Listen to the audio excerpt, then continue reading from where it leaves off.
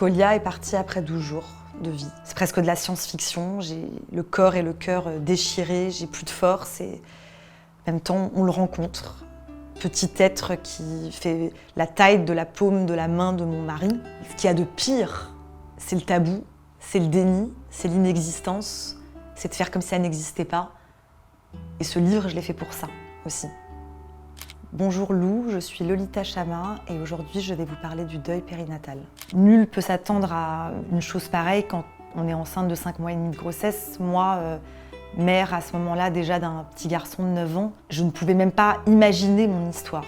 Je ne pouvais même pas la concevoir, c'est-à-dire que rupture prématurée des membranes, je ne savais même pas ce que ça voulait dire. Je ne savais même pas que ça existait. Et quand j'ai rompu les os, évidemment, ce jour-là, j'ai su que c'était très grave. En une fraction de seconde, ma vie basculait pour toujours, de toute façon. Quand on rompt les os très tôt, l'accouchement est imminent. On m'hospitalise dans le service des accouchements pathologiques. Évidemment, chaque heure de Kolia dans mon ventre le laisse encore au chaud dans mon ventre, si je puis dire, même le raconter, et c'est très dur là, et donc plus j'accoucherai tard, plus il y aura des chances de le sauver. Finalement, j'ai accouché une semaine après. Il a fallu se battre pour Kolia, il a fallu le voir, le connaître, le mettre sur moi, tirer mon lait et toutes les secondes penser qu'il allait vivre, mourir. Dans ces maternités-là, on sait que donner la vie, c'est magique, mais donner la vie, ça peut aussi être donner la mort, ça peut aussi être tragique. On apprend à vivre avec le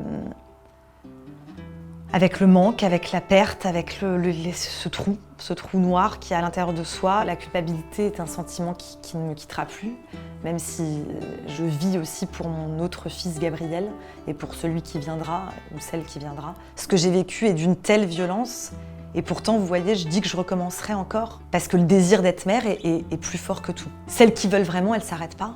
Elles vont jusqu'au bout, du bout, à s'en arracher le corps, mais parce que le désir d'être mère est plus fort que tout. Moi, je suis quelqu'un qui aime la vie et qui aime rire.